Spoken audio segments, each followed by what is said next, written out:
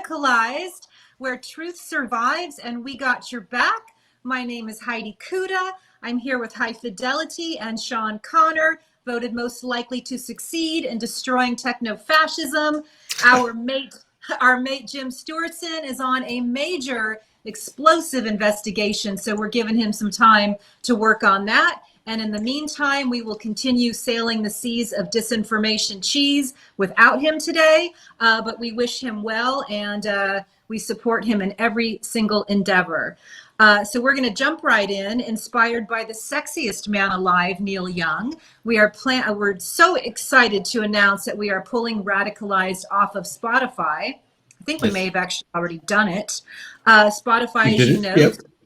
Right we did on. Yesterday. Yeah, yesterday we've went ahead and we're off of Spotify. Nice. We're off of Spotify. Yeah. It's set up to 24 to 48 hours to complete the removal, but that was in solidarity. Yeah, we did that yesterday. Right. And the bottom line is that it's a symbolic gesture for us. We're a very small show, but we do box above our weight, and we feel like it's an important team decision that we've made. Clearly, prior to the Neil Young, Joe Rogan, wrestling match, Spotify was already starting to go in the wrong direction. Now, how much have they lost, Hi-Fi? It's like in the billions, right? Yeah, they've lost roughly $2 billion in stock value since this whole thing happened. Yeah.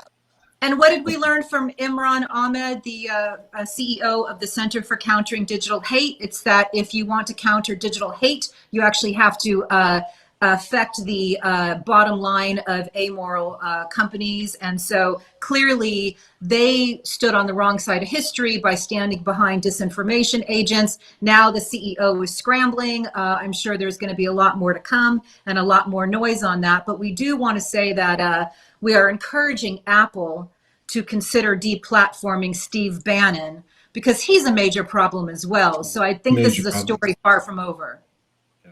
Indeed. Spotify did add a little Band-Aid.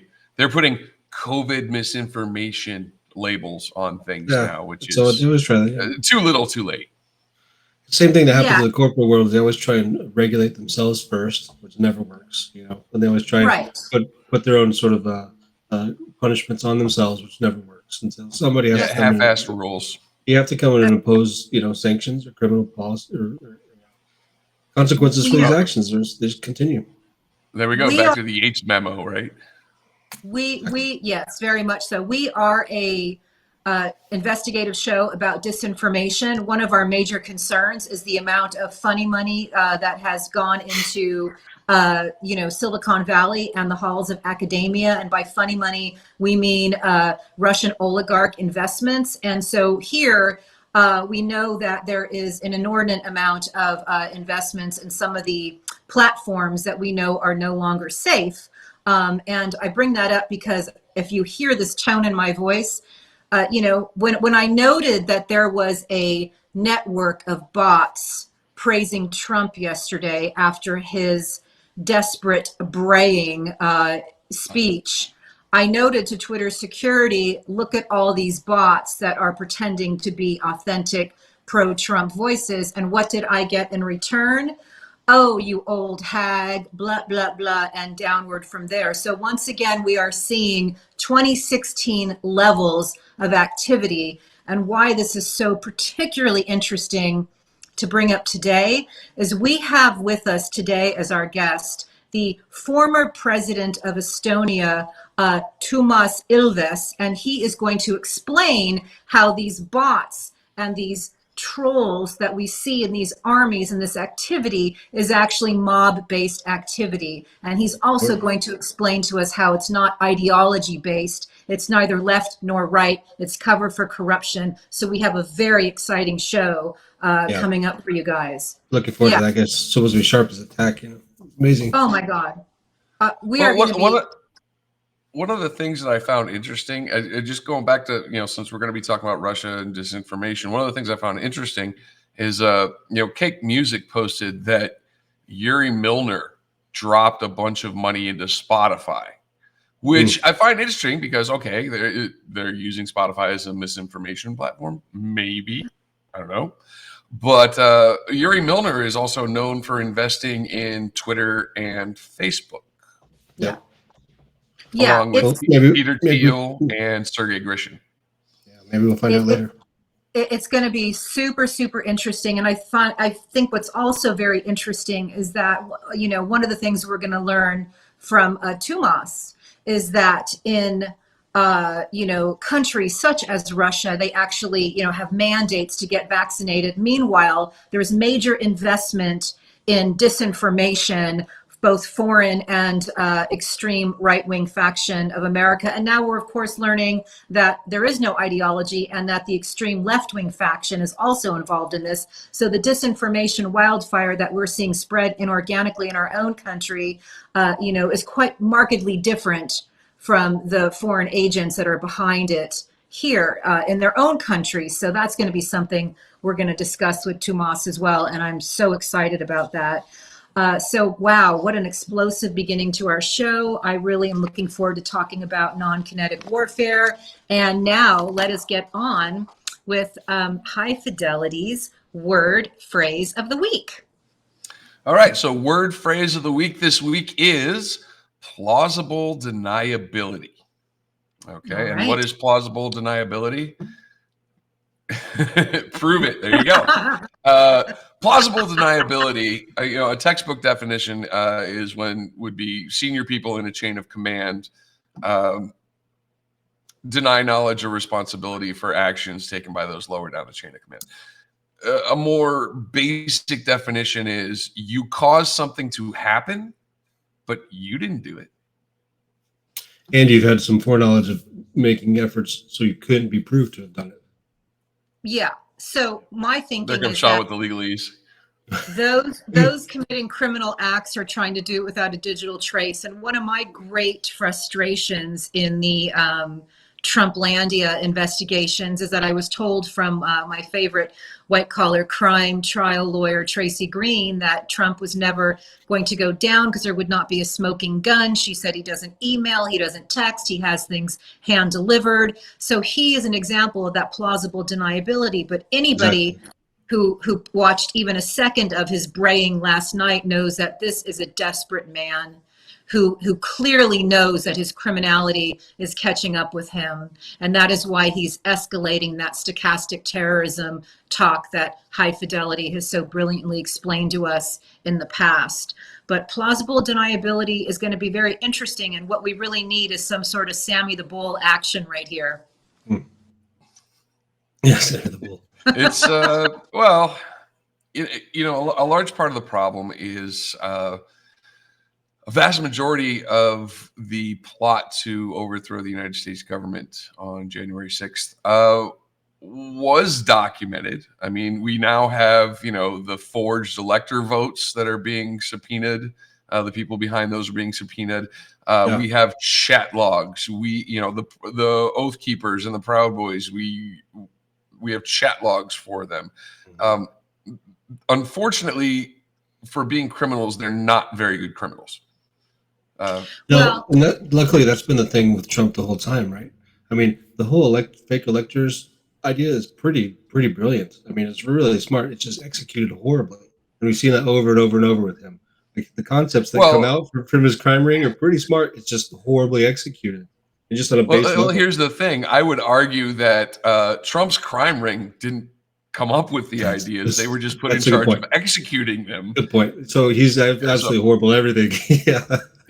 You know, it's so clear to me when we look on these desperate acts by desperate men and some women, that these are people who are trying to stay out of prison. And I think that the story that Jim broke a week or two ago from Stuart Rhodes's kid, who was interviewed on Audio Magnet's show when he was talking about how, you know, my dad answered to Flynn and Eric Prince.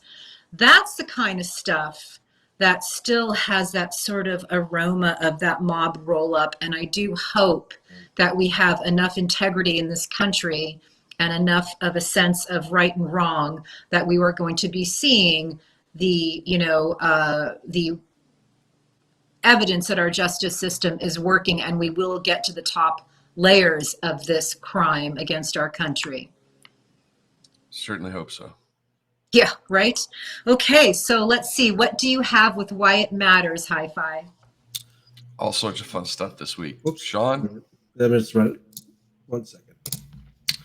Here we go. Sean.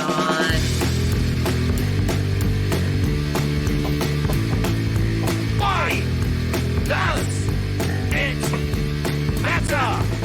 Why does it matter? Why high fidelity?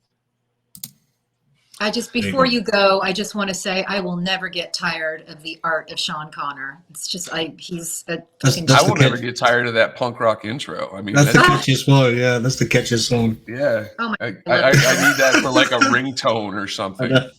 Oh, yeah. I want to hear it often. All right. So why does it matter this week? Well, this week we're going to talk about 3 things. First one up is Crisis Line cashes in. And what is the story about? It is about a company who ran a nonprofit suicide prevention crisis text line. Terrible. Yeah. And well, the idea itself is not terrible. Suicide prevention is important. It's necessary. However, what Crisis Text Line did is they were gathering data on its users. So people who are experiencing a crisis event, who are going through mental health issues, people who really need help, they're scraping their data. They're grabbing their data. Because they are a nonprofit, they are prohibited from selling this data. So what apparently the company did was create another company called Loris.ai.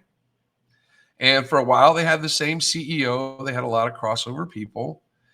And Loris would take the data from Crisis Text Line and sell it. Now, Loris AI does say, oh, we completely anonymize all the data. There's no way that you can ever trace that data back to our users. That may or may not be the case. I don't know their business practices. But what I will say is that, as Charles Cradle and Kat Gellin and a bunch of other people have proven, as the Cambridge Analytica scandal has proven, that you can take data from one place and use identifying factors in it and match that up with other data from another place and identify those people. That was one of Cambridge Analytica's. Yeah, exactly right. Yeah. Phone number, age, sex, geographic location. You can correlate that to other records that you have. Someone who's having a mental health crisis might be visiting other websites. Maybe that data is available on Google tracking cookies. You never know, right? Yeah. And the reason this is very, very important, I think we've shown, and it has been shown and will continue to be shown, that not only corporations, but nation states are aggregating data to target everyday citizens, right? Yeah. For manipulation, for micro-targeting, for unit, right? Yeah. That's right. And same thing in corporate sector. I mean, these micro-targets, they end up becoming geofenced if they're jurors in cases. They end up getting promoted and marketed and manipulated to buy a product, to not buy a product, to look into a product that's defective, or to not look into a product that's defective. It gets pretty invasive. We have a problem with privacy. It's not getting any better. It's why I want that global tech treaty to occur. And I thank you for bringing that to our attention, because those are the types of stories that get buried under the headlines of shit. So thank you very much for always, revealing what's most pertinent. And I'm looking forward to hearing what's happening globally now. So what's happening globally is we are having the ascension of the West African autocrats. By that, I mean that just a few days ago, Burkina Faso, which is a country in the northwestern area of Africa, kind of around the big, round, humpy part, for those people who don't know their geography well, they just recently had a coup. And while they were having a coup, people took to the streets to celebrate. They are having problems with Islamic militants that the government and the army have been unable to put down. And the army said, we're taking over. People went to the streets to celebrate, but they celebrated in a very, very strange way. Sean, do we have that clip, Sean? Yes, 1 second, let me grab it. So the point that you're going to bring up is that we're getting, this is hybrid warfare again. So this is like this hybrid warfare is occurring globally. So I'm interested to see. Well, it's more than just hybrid warfare. What we are seeing in a number of South African countries. I mean, there's been 6 coups in 5 countries. You just said South African. You mean West African? Oh yeah, West African. Yeah. Sorry. Yeah. So essentially, when we see this clip, we are going to be thinking in terms again of hybrid warfare, which seems to be a global infection. Correct. It's not just hybrid warfare. What we are seeing, there have been 5 West African countries that have had 6 coups over the last few years. And in multiple countries, specifically Chad, Mali, and Burkina Faso, there have been the presence of private military contractors who have possibly helped lead to these governments being overthrown. So this is scary because this sounds like, we know Prigozhin pulled up stakes and was sent to Africa to set up shop. And he, of course, was, indicted for the troll operation in St. Petersburg, which we are still dealing with the ramifications of that. Let's take a look at this clip. Here we go. Oops. Right. Here we go. Riding through the streets of Ouagadougou on Tuesday, 2 demonstrators fly a Russian flag, celebrating a military coup in the country a day earlier. They also turned out in Ouagadougou's Place de la Nation to celebrate the military takeover.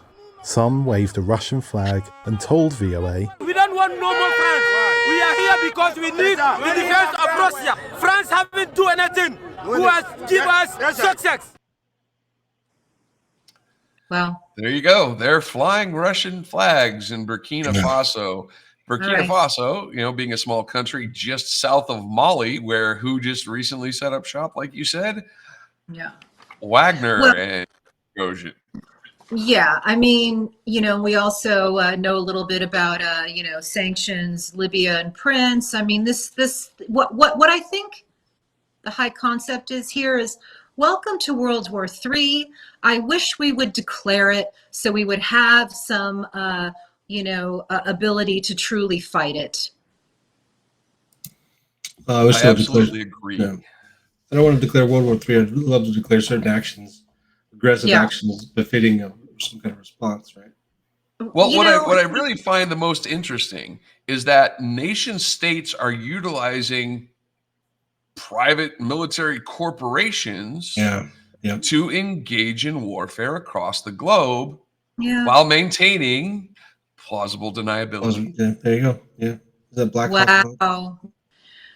Yeah, nice way to bring it on home, Hi-Fi. That was incredible and incredibly jarring. And yes, of course, I don't want World War III either, but we need to actually declare that we are in a cyber war, at kinetic, non-kinetic, kinetic, and actually get some ability to fight back, at least inform the citizens what's going on. Interestingly enough, if we ever did declare the war dating back to 2016, the bot members of the GOP would then, literally be able to be tried for, constitutionally technical treason, because clearly they've been a 5th column for the Kremlin for some time. And again, we're going to talk more about that with Toomas. So let's get on to your last story. My last story is it's a sad one. It's kind of depressing. It's called Turmoil in Tijuana. And why this matters is recently in Tijuana, 2 journalists were shot. One was Lourdes Maldonado, and the other was Margarito Martinez.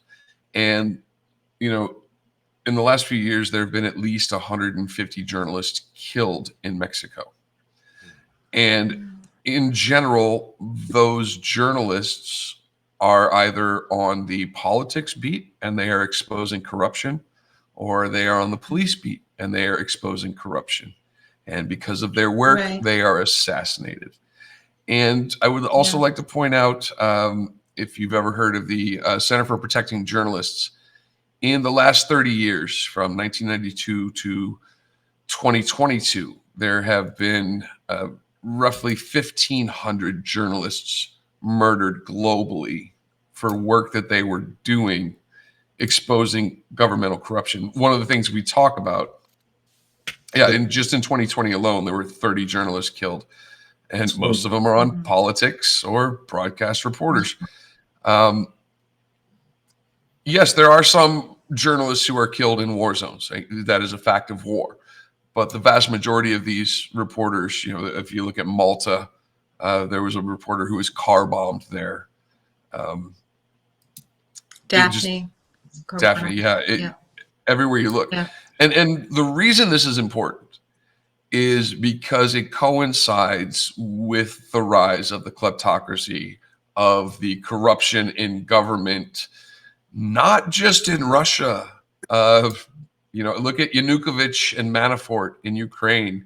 There you go. Look how many journalists are in state custody in China, Turkey. Yeah. It's horrifying. It really is kind of horrifying. And again, rise of autocracy, rise of kleptocracy, rise of the mob, right? Right. And what did Jack Bryan say his parting words were? Is those who think that they're, interested in authoritarianism don't realize that then they are voting against protections for their freedoms. And so I think that's a perfect example of that. And, it's lonely are the brave. I will tell you that, even the work that we do is the louder we get, the more this, the pain escalates. And so, but I am not giving up on our judicial system yet. I do think, America must still stand for something, and it's going to be put to the test this year, like it hasn't been put to the test in some time. So let's see what happens. And thankfully, the January 6th committee is doing the work that it's doing, and we will see how things progress from there. So thank you for that very sobering but very important why it matters. We do this work because this work matters, and you can see that High Fidelity is certainly on the case. And thank you, Sean, for all the assets that you bring to it so we're able to tell this story. Normally this would be the section for Sean's legal brief, but Sean is whipping up an incredible digital dissent for us, so we didn't want to interrupt that. And B, our man Sean is still recovering from COVID. And before we proceed, do you want to tell our viewers how you're doing? Yeah, generally reasonably well, but I guess one of these sort of long-term COVID symptoms is this energy, this lack of energy. It's the strangest thing is it'll be normal for most of the day, and all of a sudden this energy sort of bottom out. So it's a really strange thing. It's and that's even with the IV of Red Bull that we were discussing earlier. Even the caffeine, Red Bull, any sort of any amphetamines you put in your system just don't work. So don't waste your money. If you've had, it's a really strange reaction. It's just you just immediately get tired. The brain fog is not so bad, but just the level of energy is way below the sort of normal, normal operating. And I just want to say, do you see what we do for you? You see, we keep this going. And by the way, it's not lost on us that we have, many people contributing to our brand spanking new Patreon. And from the bottom of our heart, thank you. This knowing that people are willing to support this work is very meaningful. But also, what you need to know is that Sean Connor, even in the state he's in, is developing all kinds of groovy games and gifts and art for you guys. So be on the lookout for that coming up. We're so grateful. Look forward to sharing that with you guys. It's a lot of fun. So excited. Okay, so this will normally be. I'm going to give my legal brief time over to Heidi, right? So you can okay, yes, thank you very much. Heidi's going to show us her briefs. Sorry. My bad. How do you know I don't go commando? You guys don't know. We live in separate states. So that's a nice jokey way to get into a very serious thing. But I also feel like the case that I'm about to discuss with you guys is going to be, depending on how it turns out, possibly the shot heard round the world for freedom. If it goes the way I hope it goes, then it's going to basically be a put the transnational mob in check. And of course, I'm talking about the abusive slap case that was, recently concluded against Carole Cadwalladr in the UK. She's a Guardian reporter. She is a international treasure. She was a feature writer who threw herself into the investigative world because she knew things were not making sense in her in her area, in her world, and in the place that she came from in Wales. Nothing was making sense. And she's the one who, blew up the basic story on, Cambridge Analytica. She actually tied everything together with Brexit and so many of the same players and did an incredible job. And so, of course, because she does good work and because she is doing the work of, an army, she gets a slap case from somebody whose name I'm not even going to mention because it's it's irrelevant to the scope of it. But essentially, reporting that had been done with somebody who's got all these tweets about his love and support of Russia. Why don't you explain to some of our viewers what the slap case means? In case they don't well, you could probably even, I can tell you exactly what it stands for if you like. Essentially strategic lawsuit against public participation. And what does that mean? What does that mean? It's lawfare. They're trying to shut people up with the court. It's typically, exactly right. Yeah. And what Heidi means by the shot around the world is that there's about to be a motion or a resolution to this case. Is that right? They're about to finally rule. Yes, that's right. It might be weeks away, it might be months away, but there's going to be a resolution. And why this matters they're in the resolution of the case, and so we'll know at this point if someone like a journalist can speak freely or if they can be shut up by someone suing them to silence. And so these cases are frivolous. They did not go after the Guardian. They did not go after the TED Talk, organizers. They went after her, even though this was public information that she talked about this person's connection with Russia, which also this person has tweets to the effect that they're sympathetic and supportive of Russia and the Kremlin. So it's not like this was, damning to his reputation. He'd already damned his own reputation. Okay, so why it's important is two things. I'd like to actually watch both of Carole's TED Talk clips that we chose back to back. If you already cut those, John. I did. So let's watch the first one here. Let's watch them both. Okay. I'll watch the first one, then I'll load the second one. Yeah.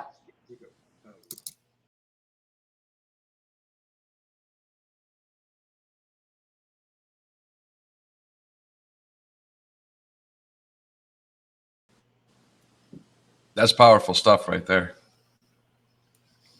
Trigger warning. Trigger warning. See how important she is, and we as a democracy have allowed this woman to be tortured with online hate, and she continues to be tortured with this fucking frivolous bullshit case. And you see how important she is and what she says, how meaningful it is. That's everything. What she said in that TED Talk is everything. And I want to bring you, I'm sorry guys, but my supporters have been generous with me, so I've been able to support her legal fight. I encourage everybody who has an extra buck to go to her pinned tweet, read her thread, support her fight. They are trying to not only silence her, but they are trying to completely annihilate her emotionally, physically, psychologically. And some days she says it feels as if they're winning because this has been such a hard fight on her. They've used AI deep fakes. They've made it look like she was the woman in an airplane who gets slapped. That's kind of where it started. And apparently that was a Russian, meme that was done. That's, this meme warfare that we talk about. But she's so fucking important. And what they're doing to her is so wrong. And if she wins, that's good for democracy. If she doesn't win, I've promised that we are going to support her and contribute to her so she does not have to be bankrupted in the process. The people who bring these things have all kinds of money, but they have no fucking souls. I want to talk to you about the fact that a case study was done by UNESCO, which found that 55% of obvious abuse detected as targeting Carole Cadwalladr occurs at the personal level. It was highly gendered and designed to hold her up for ridicule, to humiliate, belittle, and discredit her. And doesn't that sound familiar, right? Because weaponized Jim misogyny, Stewartson, what? well, Jim Stewartson's being Hillaried, the attacks are personal. Heidi Cuda is being Hillaried, the attacks are personal. And the poster child for this, sadly, has been Carole, who has had this ongoing venom directed her way. And you know why? Because she does good fucking work. That's why. So the main thing I want our viewers to know is that this ruling will have serious implications for journalism, not only in the UK, but internationally, given the popularity of London courts. And this is coming from a report from Reporters Without Borders. Anyway, I just think it's important that people know her. Can I point out two things from what she said? Sure. You know, she called on these social media companies to acknowledge the fact that their platforms are being weaponized to aid in the rise of authoritarianism. And I would like to, you know, recall our interview with Craig Unger. Unger said there's a lot of Russian money in Silicon Valley and people do not see how dangerous it is.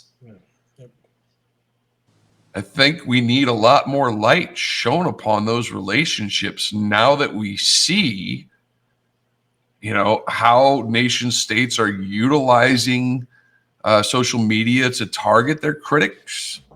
Now that we see how, well, personally, how I see that Silicon Valley is being used to launder money for organized crime, to do business for organized crime through crypto, through online payment registries, through online charities. And you know, I also think, go ahead, Chuck. Just through no one knew the political influence that these social media companies could have, right? Until the past 10 years. I mean, massive influence in campaigning and political outcomes. So, well, there's two things that made that happen. Citizens United, right? Right. Yep. And a massive valuation for these social media companies. That's right. And so I agree. Those two together, more transparency, more light can, you know, sort of cauterize some of those wounds. Hopefully.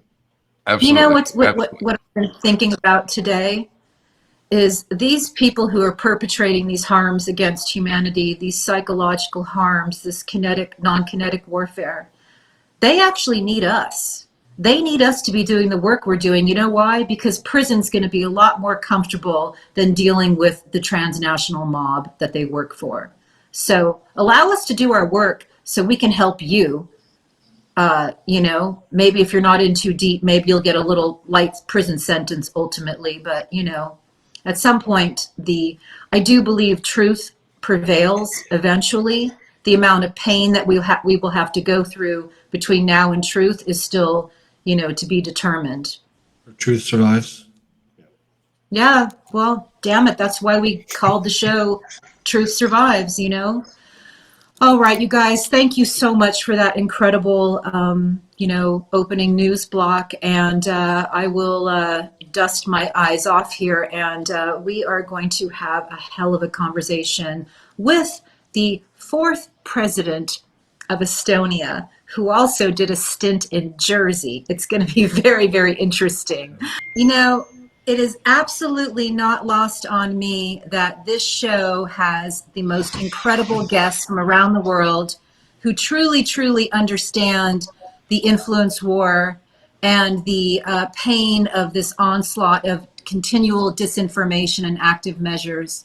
So it is just my absolute honor to introduce our episode 11 guest, Toomas Ilves. He is the former president of Estonia. He is one of the most interesting men in the world, and I'm not kidding, because he literally lived in New Jersey and then became the 4th president of Estonia. He has a background in journalism. He happened to also be the president when an active measure, non-kinetic warfare, was his country was the target of non-kinetic warfare. And I find his background to be quite fascinating. And without further ado, would you mind just telling us a little bit about yourself, Toomas? I'm a pensioner. What can I say? I'm retired. Well, I was born in Sweden of refugee parents. They moved me to New Jersey when I was 3. I grew up in New Jersey, graduated Leonia High School, went to Columbia, went to the University of Pennsylvania for my master's, did various things. Then I was invited to come to be an analyst at Radio Free Europe in Munich. And then later on, they made me director of the Estonian service at Munich. And then because I kept helping all these people in Estonia, when Estonia became independent, I was asked to be the first ambassador to the United States after independence. And then there was some problem with the government, so they brought me back, and I was foreign minister for 6 years, and all I did was work on getting into the European Union and NATO. In between, I pushed, I was highly unpopular for a while, but because everyone thought I was crazy, but I pushed for the digitization of Estonia, which then later on people started to accept, and now it's fairly well developed, and we're probably the most digital country in the world. And then I went to the European Parliament, where I was vice chairman of the Foreign Affairs Committee. And then I was asked to run for president, and I said, I don't want to be president. And they said, don't worry, you won't win anyway. And so, and then I did, and then I was reelected, and then after that, I was at Stanford for 4 years, almost 4 years, yeah. And then now I live on my family farm in southern Estonia, where my family has been living at least since 1763, except for in between the 50 years of Soviet occupation when everything was completely destroyed. That's the kratky kurs, as the Russians would say, short course. I absolutely love that summary. I also find it very interesting. I believe you have a maternal grandmother from St. Petersburg, and I feel like there's probably no better person to really address the subject matter at hand right now than you, from your unique experience. And before we get into that, I'd love Sean to run the clip from Active Measures. Sure. Our guest last week was director and producer Jack Bryan, and you are featured in this film. And I think it's very important that people understand that the warfare against Estonia started with the relocation of a statue. Let's go ahead and hear that clip. That was 2007. 2 months later, they did the cyber attack on my country because we really didn't want a Soviet statue in the middle of town. We didn't tear it down, we moved it. We figured, okay, this is important for some people, but even that was sort of enough of an offense.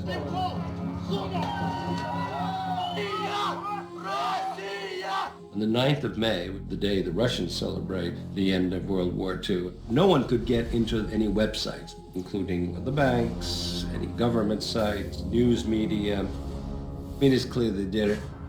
A year later, they invaded Georgia.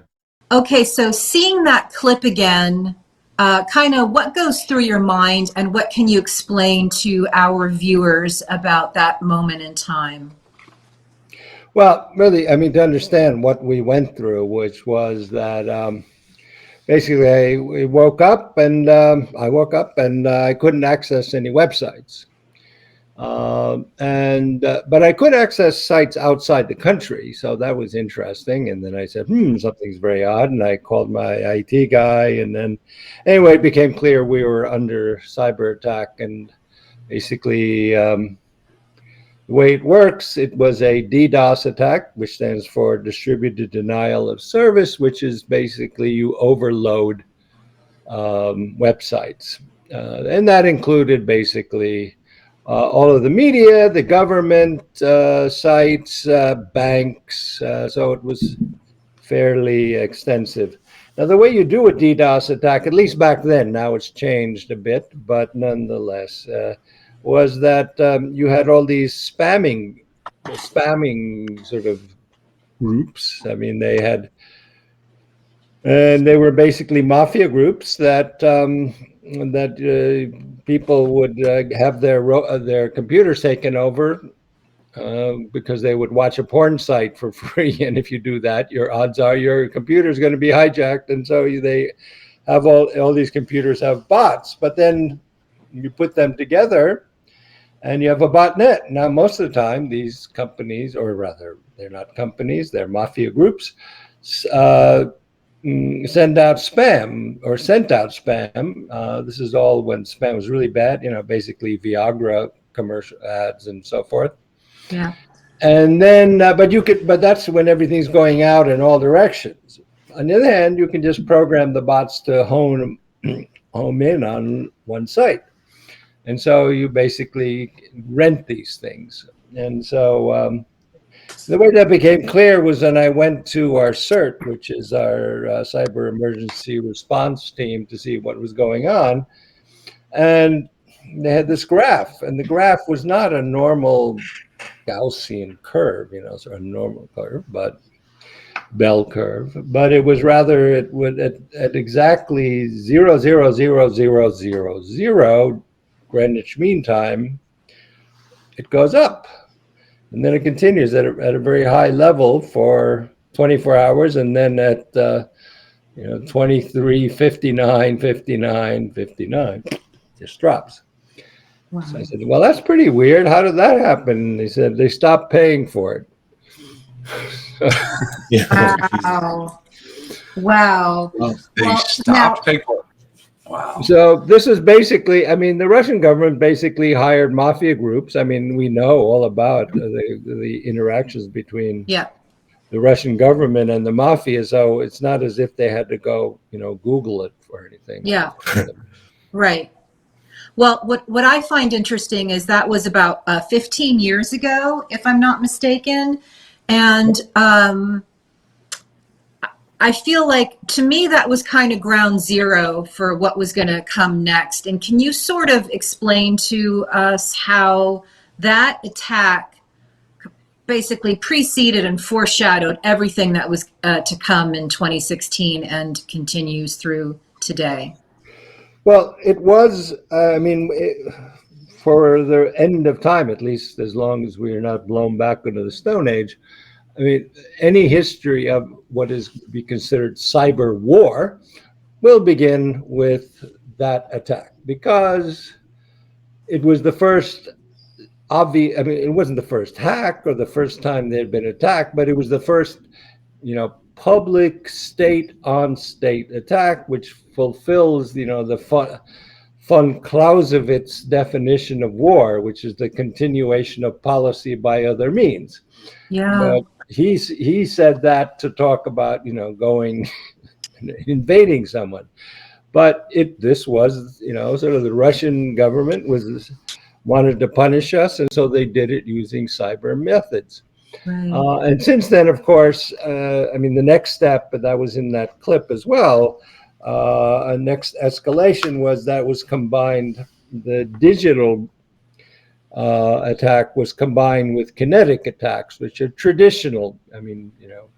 Kinetic meaning force equals mass times acceleration. There's like bombs, rockets, and those, and then so those are combined in the attacks in Georgia, where they would, they would just basically sort of black out an area for any kind of communication, and then bomb or shoot or shells, so that people didn't know what the hell was going on. So that was the next stage, and of course from there, mean, things moved on. Then the next phase really was getting into disinformation. Yeah. And here I would say what happened was in 2011, you had the Arab Spring, and you recall all these, I mean, Twitter and Facebook were used to bring people together for demonstrations. And there was a lot of, happy talk from Facebook and Twitter saying, see, this is the future of democracy. Civil society is going to work through social media. So, I mean, at that time, the Russians had not really employed social media, but then they looked at this and said, well, if unorganized, average people can use social media to such a great effect, imagine what we can do if we have all the resources of the state using this. And we put out lies. And so that was the beginning of the troll farm in St. Petersburg, which by the time 3 years later, we got to the first invasion of Crimea by Putin. They were working overtime and spreading all kinds of disinformation. This was followed by, I think, in a big way, disinformation about Ukraine when there was a referendum in the Netherlands on whether or not to give an association agreement to Ukraine, to the European Union. Now, to understand, association agreement is not joining the EU. It's just a free trade agreement plus student and teacher exchange. It is not being a member of the EU. It's everybody has an association agreement. So, but nonetheless, even to ruin that possibility. And so that was where it was employed. And then, that was 2015. Next thing was the Brexit referendum, where we know now, especially with all of these documents, which the British government won't release because apparently it's rather embarrassing. Yep. That, in fact, there was a lot of collusion between Brexiteers and disinformation and Russian disinformation folks. And so that was there. It worked rather well. And then, of course, we don't have to really describe to the American audience the use of disinformation on the part of the Russians in the 2016 elections. It's funny you say that, because we fight every day, 24/7, this team and others that I work with, to evidence the disinformation and the ongoing active measures against the minds of people in this country. And, as the media has done a fantastic job of running interference on getting that message out in any comprehensive way. And I believe that Estonia did a very good job of identifying what happened, sealing your vulnerabilities, and letting the population know so you are less vulnerable to what we continually suffer here. Our partner, who is not here, Jim Stewartson, who's an incredible researcher in this space, and actually just... I know, I follow him when he is on Twitter. When he is on Well, that's part of the disinformation campaign against us, is there was a coordinated attack against him to shut him up. 3 times. Exposing bad actors. And my personally, point is, I've been kicked off 20, but yeah. Yes, right. He was kicked off. High Fidelity, who's a systems architect, realized, because he didn't think Kyle Rittenhouse should be fundraising for murder. So Hi-Fi, actually, who's a erstwhile troll, identified the transnational mob behind the Rittenhouse fundraiser, and he was originally then kicked off by a Russian oligarch, which is documented and quite fascinating. Meanwhile, Jim, with his 60,000 followers and 45,000 tweets and evidence that General Michael Flynn is among the proponents of QAnon, Jim gets so close to the fire and the truth and shows that cultic prayer that Flynn did, that he then becomes brigaded and has been knocked off of Twitter 3 times. But I bring him up because he created an incredible documentary called American Mindfuck, which has not yet seen the light of day. I hope it does soon. But we are not well.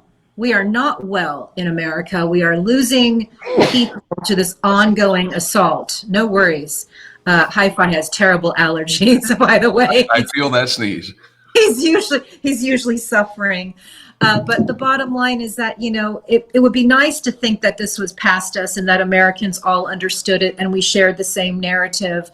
We are continually at war with each other. And can I just say, Trump gave a speech last night, which to me sounded like the braying desperation of a criminal. But what happened is when I weighed in on a thread on the number of bots that were assigned to be pro-Trump again, it was like pro 26, you know, it was like 2016 PTSD all over again. And because I was on someone else's thread and people could comment, I was called an old hag and every word was used against me, much as they do. And I feel like part of why it's so important that you came on the show today is because you can offer witness and clarity to the fact that this happens, it happened, and quite frankly, it's ongoing and possibly even escalating. Well, I think the model of that we need to look at, because of the inherent dangers for any society, is what happened in Austin in 2016, when there were 2 fake accounts, one of which was an anti-Islamicist account. The other one was kind of like not a pro-Islamicist, but sort of a tolerance supporting page on Facebook. So you had these 2 pages. Yeah. They were both set up by the Petersburg Troll Factory. Yeah. And I mean, each had like 10,000 followers. Right. And then they decided to call demonstrations at the same time, at the same place. That's right. So the followers, 10,000 minus 1 or minus 5, say, are legit people in the United States who are on this page or follow this page, or one page or another.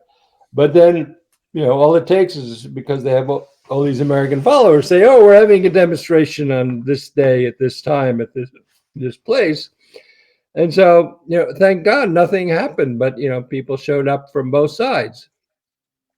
I remember that. That was actually Houston, if I'm not mistaken. Maybe it was Houston. And that is a very important point you bring up, because I was listening to your interview with our friends from Kremlin File, and it was pointed out that the Putin proxies are both on the extreme left and the extreme right. Right. And that is quite frankly our war today. And I am the subject once again. I was the subject in 2018 when I worked on a campaign to get rid of Dana Rohrabacher of online and offline harms. And I am the subject again because of this show, but mostly because we support the excellent work of Jim Stewartson.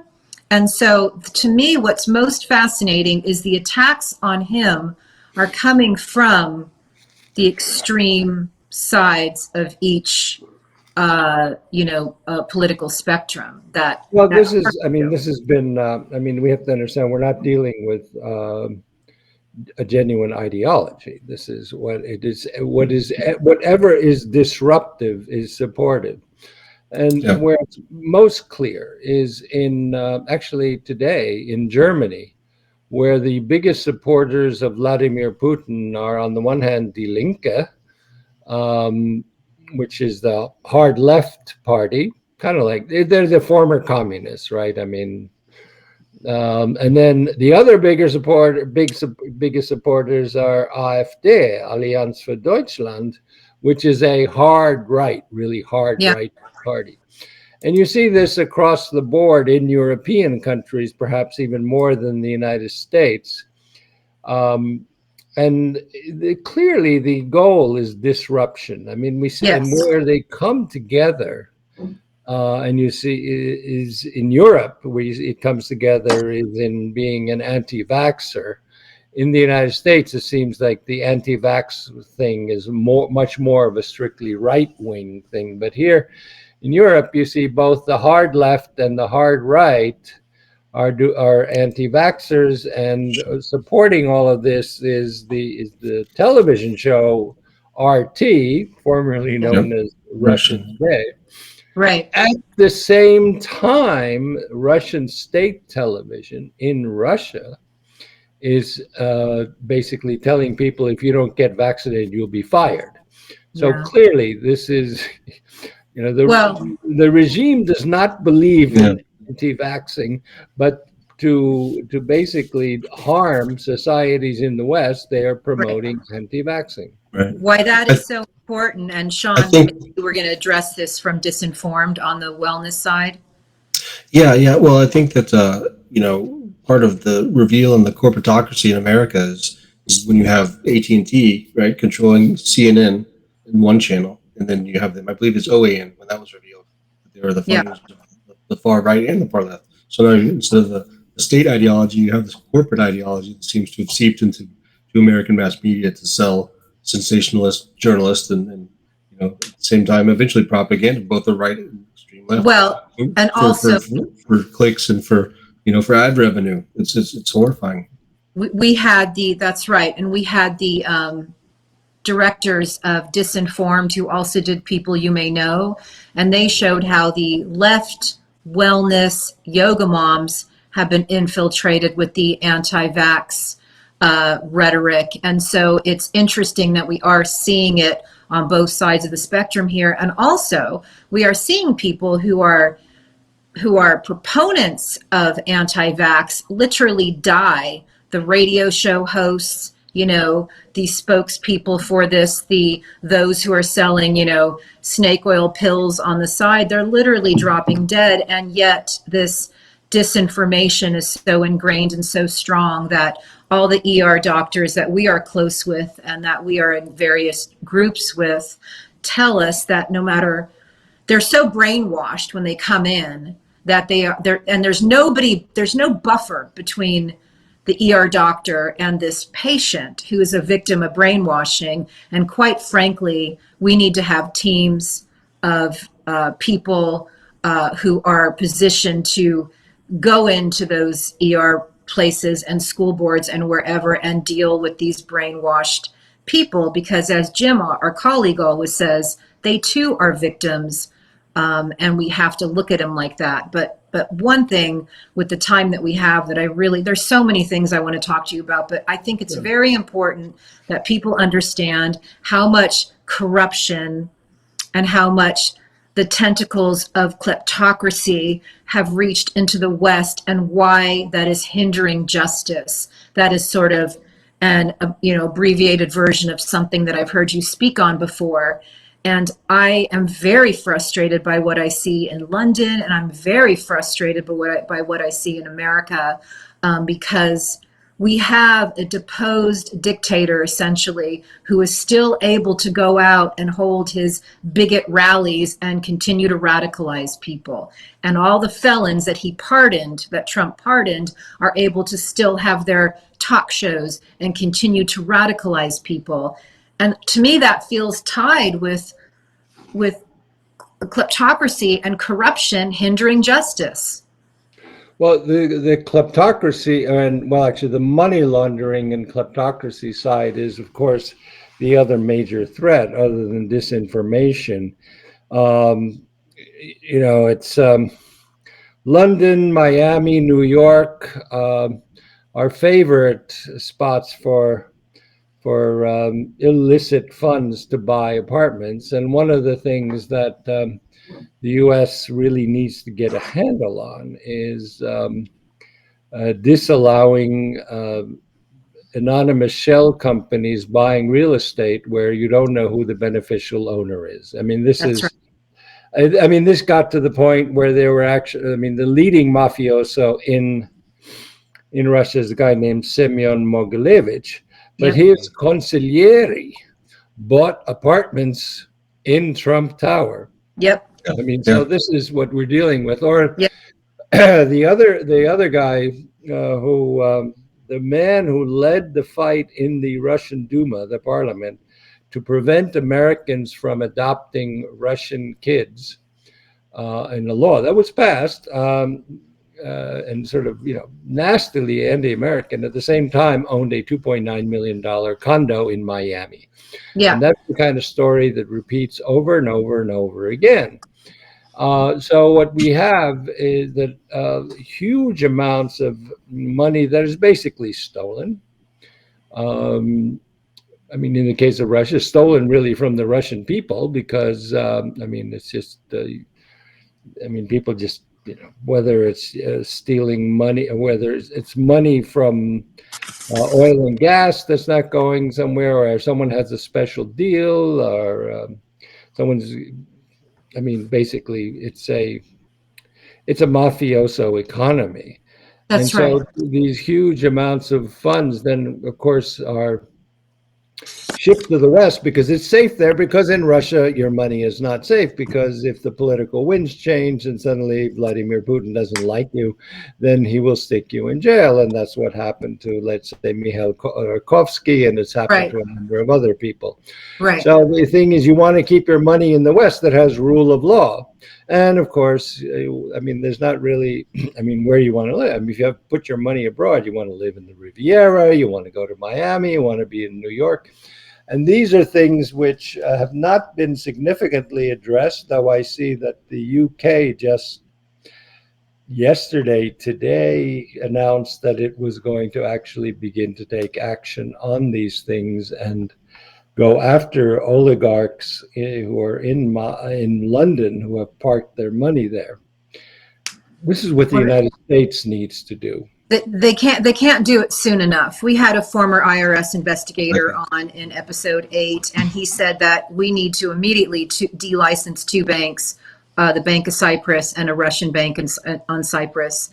And he said that way you're not hurting the Russian people, but you're making the oligarchs then potentially turn against Putin and get him replaced. And I think we can't think big enough right now or act swiftly enough. We do have legislation that was stuck into a must-pass defense bill at the end of the Trump era, and that is supposed to reveal the beneficiary owners of shell companies, but that is, again, not happening quickly enough. And of course, the lawyer lobby, fought for this because they make so much money in all this offshoring world.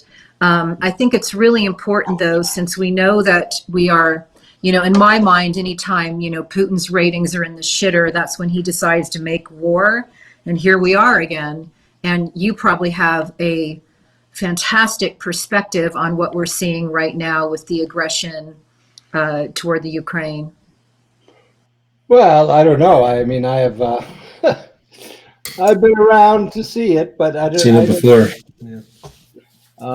Well, basically, I think what we're dealing with is, who knows what the motivation is, because none of it makes really sense. But basically, it looks rather ominous, because on the one hand, you have these basically 130,000 troops now, and massive amounts of materiel all around Ukraine, to the east, to the north, to the south, and the west, so they can attack from every place.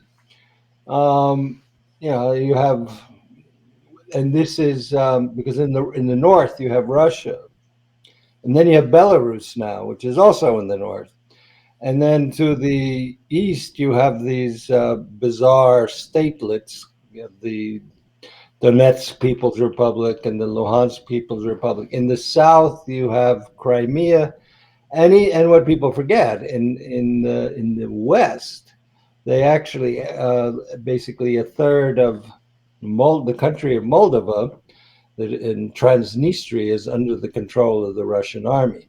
So you're surrounded, or they are surrounded, and the Russians then issued basically an ultimatum, 2 ultimatums.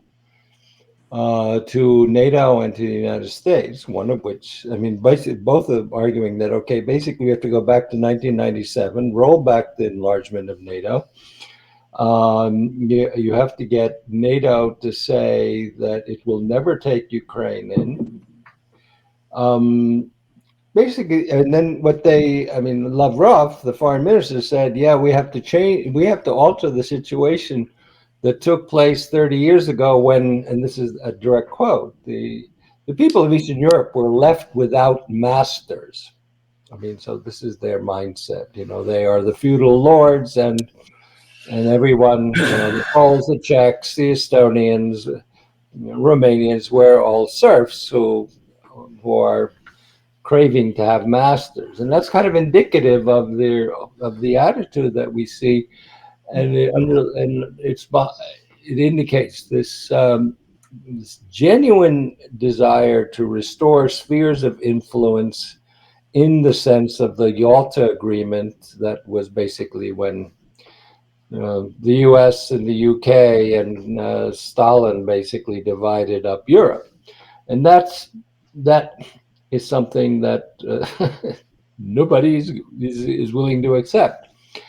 So too with saying no to membership in NATO, because to say no to Ukraine would require a treaty change, and you're not going to get 30 members of NATO to actually ratify something that would say no. So basically, but given that the demands were so absurd, I mean, you can only conclude they're spoiling for a fight. Yeah. And so the fight, even though their demands really involve NATO and Europe, NATO members, the outcome, they say, or we'll invade Ukraine, is the message. It's kind of like, give me your money or I'll shoot this dog, right? I mean, that's the thing. And then what has also happened is that there have been signs of weakness in NATO, especially with Germany, which has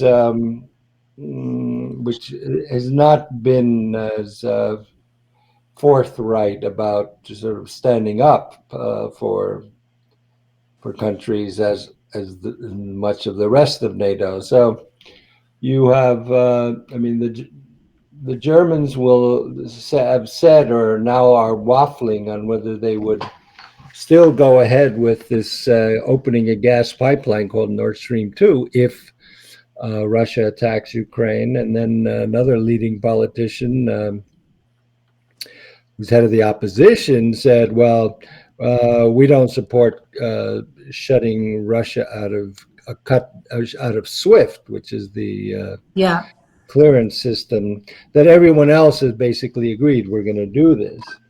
The last week we saw a couple of things happen. One is that Estonia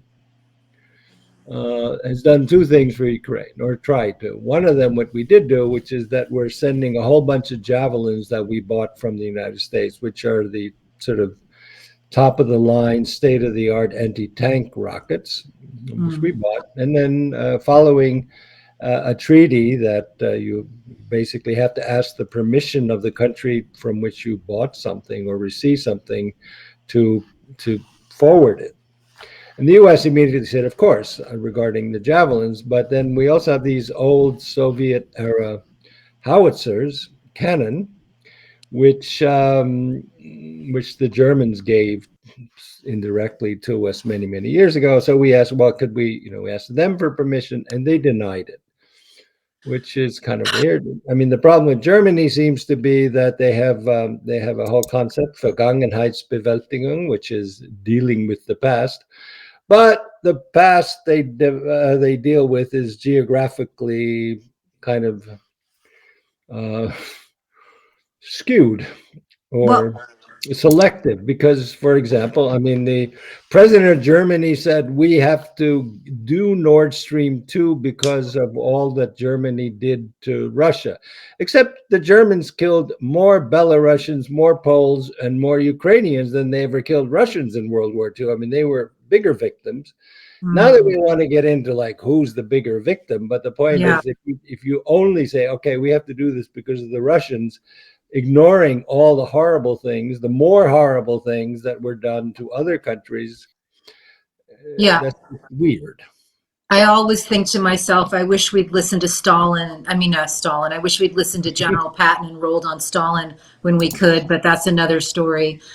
So speaking of victims, I'm my parents are German refugees. I grew up, with this sense that you must not remain quiet and be part of the problem. I am unable to remain quiet. And what I'm seeing that I really have grave concern with is that it seems to me that Western nations are saying it's okay to jail political leaders. It's okay to defenestrate journalists. It's okay to shoot people in cold blood. And quite frankly, it's okay to poison people. You can still get your, pipelines. And so there's no consequences for Putin when he does these human rights. He's a human rights violator, a war criminal, and here we are again. And why can't we stand up to him? Yes, people are concerned that they may have nuclear, bombs, but when they're laundering all their money in the West, maybe they're not going to actually pull that card out. So why are there no consequences for this man? Well, I think that leads to the next step, which is that all too many politicians are bought. I mean, you mentioned one California congressman. There are many more. Yes, many. And so, Wow. Deripaska was should have been sanctioned, but he went and built an aluminum plant in Kentucky. Who are the two senators from Kentucky, right? I mean, Mitch who? What? Yeah, right. That is such a great point. And so it's here's a question I have. When you talk about bought politicians, and I pay pretty close attention to geopolitics, things I've noticed, what Yanukovych, which was Russia's boy in Ukraine, what he did to Yulia Tymoshenko, I see repeated, if you look at what Borisov did to Radev in Bulgaria, right? Trying these accusations of criminality and illegality.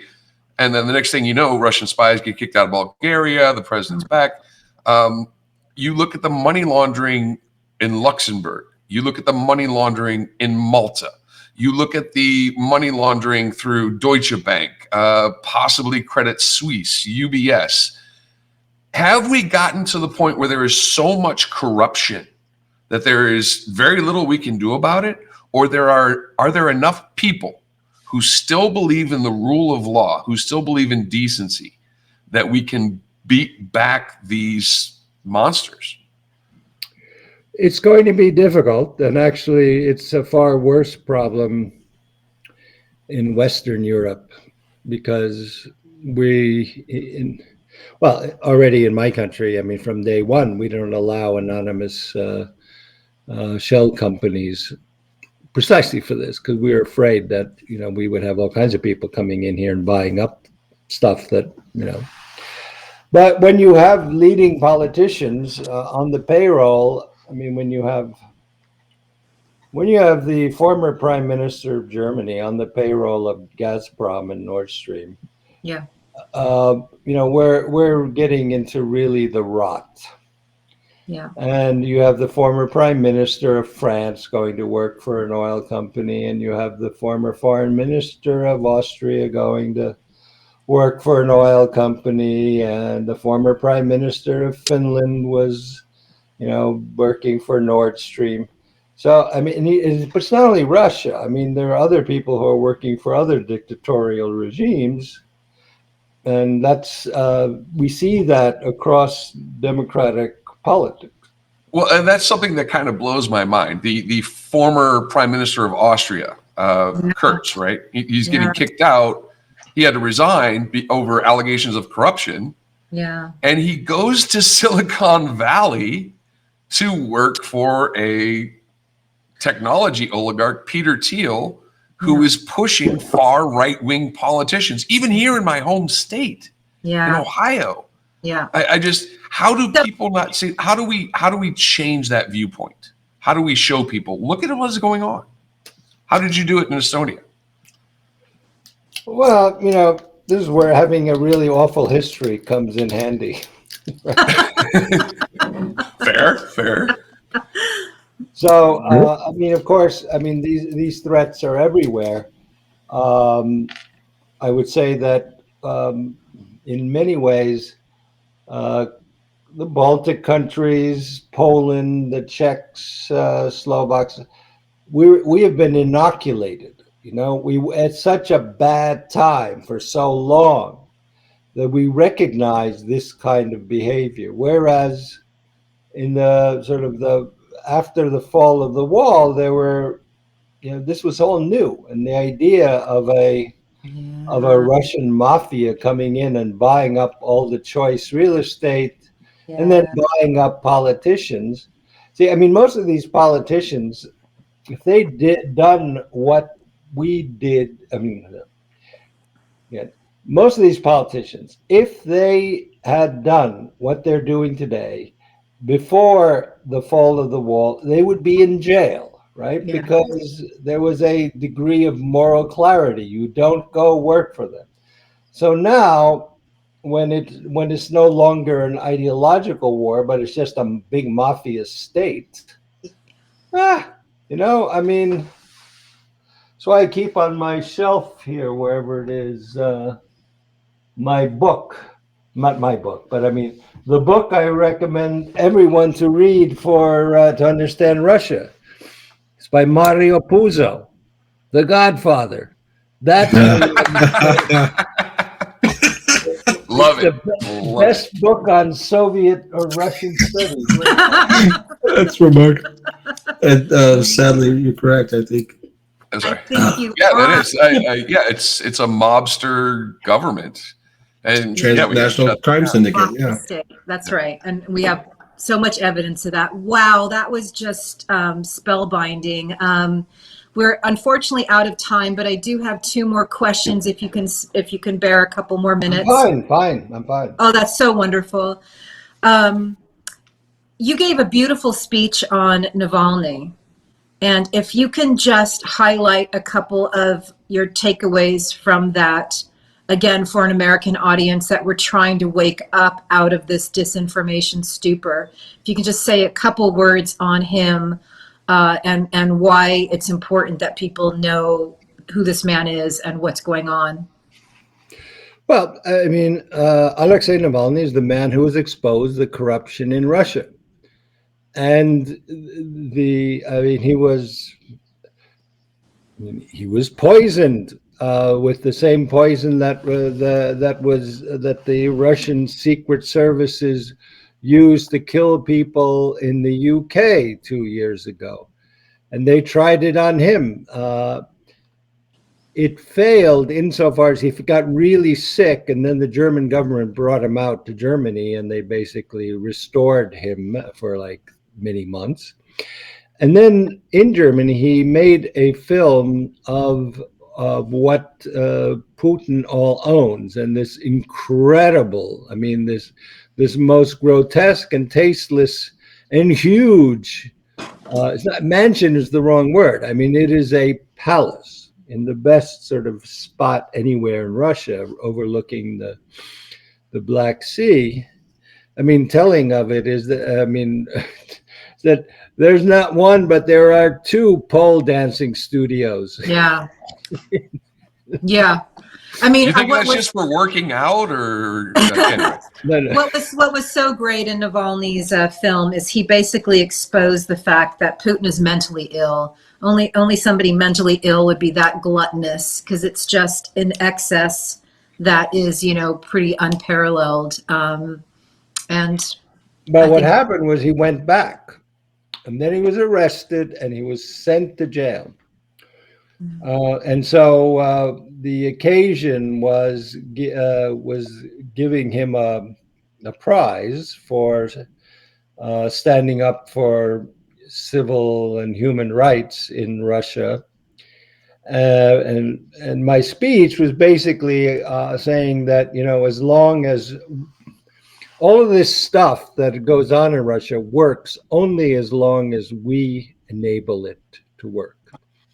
Because basically, as I mentioned earlier, I mean, they need the West because the West has rule of law, so they want to deposit their money here. And they don't want to leave it there. Soon as they don't, if they're not able to park their 100-yard long yachts in on the French Riviera, they're going to be unhappy if they can't if they can't buy up Paris, London, New York, and Miami, and who knows what else. They're going to be unhappy, and then they will demand changes. But right now, they don't. And that's the second tier of power. The first, at the top, you have Vladimir Putin and his secret services. And then under that, you have all of the oligarchs who are the direct beneficiaries of his corrupt rule. I mean, and so, but we enable it, when, as I mentioned, when you have former prime ministers and presidents going to work to lobby for the Russian government. Yeah. Then you end up getting the kinds of effects that we see in the West.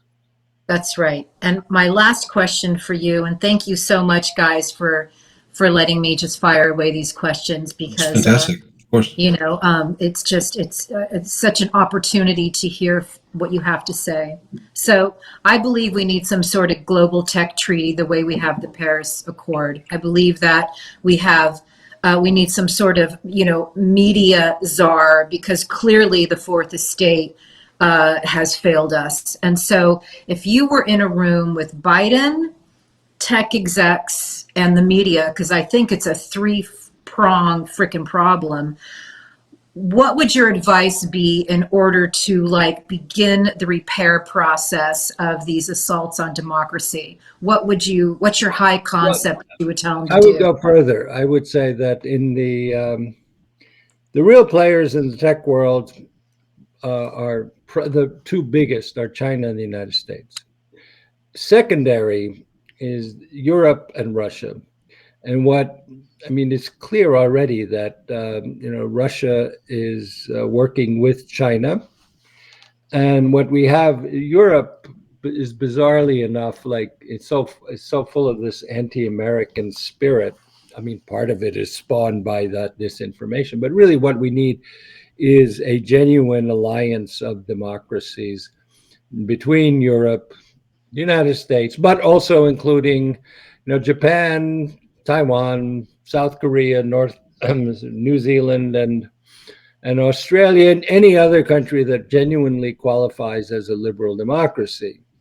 And there you need to be able to break down the silos between cyber and disinformation to really to get moving on these issues in a way that has cross-border transnational support of the democracies. The countries that want to undermine democracy are doing a great job. And we barely talk to each other. Even though for example, the same hacking group, APT28 and APT29, they have hacked everything from the State Department and the US Congress to the Bundestag in Germany, the German think tanks, the Dutch foreign ministry, the Danish foreign ministry, the Italian foreign ministry, who knows what else. They've even attacked the WADA, which is not a New Jersey pronunciation of water, but it is the World Anti-Doping Agency. Yes, right. And you have the KGB hacking a sort of non-profit thing, because they had evidence that the Russians were doing state-sponsored doping, right? So, how do you fight this? No individual country, not even the US, is capable of dealing with this. Plus, when it is being done across the globe, I mean, we need to be able to work together on this. And so, Yeah. and that's not happening. So if you ask me what I want all of the liberal democracies to come together and actually address this issue. Thank you very much. I'm so grateful for your time. I'm sure Estonia is an absolutely beautiful country, and I hope to go there someday. Gentlemen, what else can we say? I mean, this was just an incredibly brilliant, inspiring. Thank you so much for the time, and yeah. No, it's great. Well, I just hope people listen. That's all. Well, that's the important part. We are kind of like this little engine that could. We're sort of this little stealthy show that is being hammered by trolls because we do very good work. So we're going to keep on doing it as long as we are still able to think and speak for ourselves. Great. Thank you, sir. Well, good luck. Thank you. Thank you. Bye-bye. You will.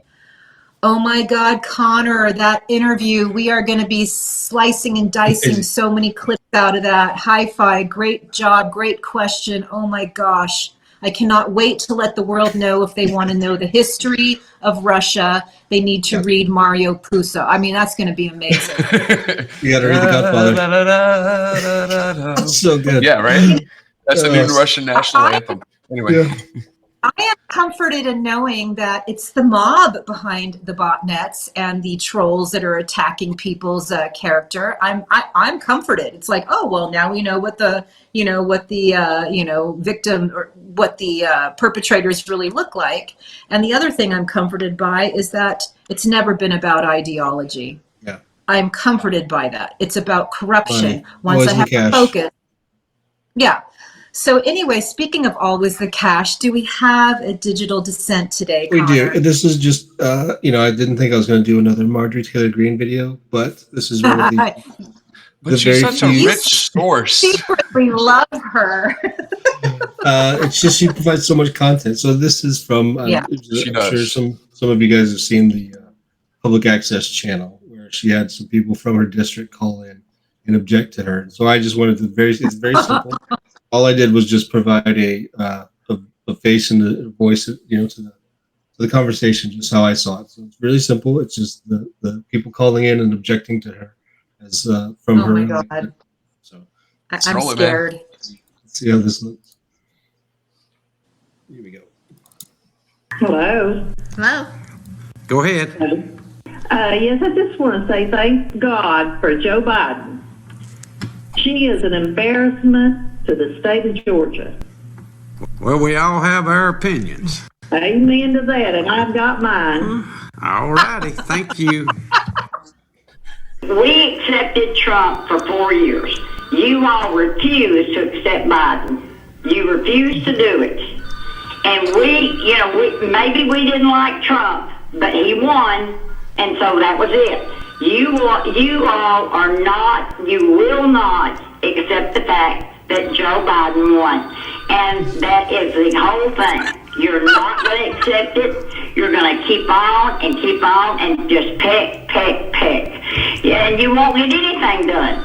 If you're not going to respect the man and realize that he's the president, you're not ever going to get anything done. You've got to work together. And you are not doing it. You're not doing it. And neither are the other Republicans. They're just going with Trump. No, he didn't win it. And wasted all the money in Georgia to have to count the votes 3 times. Oh my God! Nice, Connor, nice. I love you, man. So simple. Just really, it's just if you animate stuff, sometimes it comes. I like the little leg twitch. I like how the leg twitch. She's wearing quality.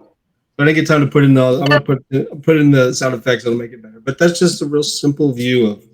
I just love seeing the lady who's calling, pacing back and forth. Her husband's like cooking on the grill, and those are the constituents. Those are the people that are not being represented when she's flying all over the country. She's not working for the people that voted her in office. Sorry.